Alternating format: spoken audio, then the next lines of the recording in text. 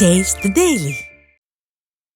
அதிமுக செயற்குழு மற்றும் பொதுக்குழு கூட்டம் டிசம்பர் 15ஆம் தேதி நடைபெறும் என அதிமுக பொதுச் செயலாளரும் சட்டமன்ற எதிர்க்கட்சித் தலைவருமான எடப்பாடி கே பழனிசாமி அறிவித்துள்ளார்.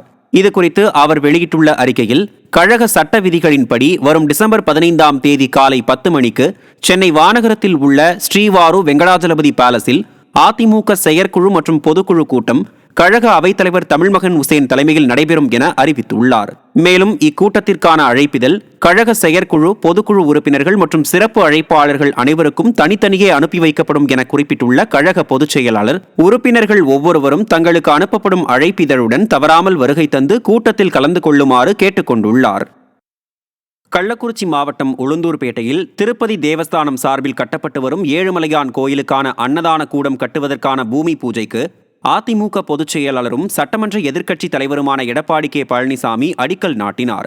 திருச்சி சேலம் ரவுண்டானா சாலை அருகில் திருப்பதி தேவஸ்தானம் சார்பில் 20 கோடி ரூபாயில் 5 ஏக்கர் பரப்பளவில் ஏழுமலையான் கோயில் கட்டுமான பணி நடைபெற்று வருகிறது.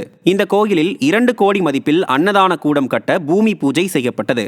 இதில் அதிமுக பொதுச் செயலாளர் எடப்பாடி கே பழனிசாமி பங்கேற்று அடிக்கல் நாட்டி கட்டடப் பணிகளை தொடங்கி வைத்தார். இந்நிகழ்வில் கழக நிர்வாகிகள் பலர் கலந்து கொண்டனர்.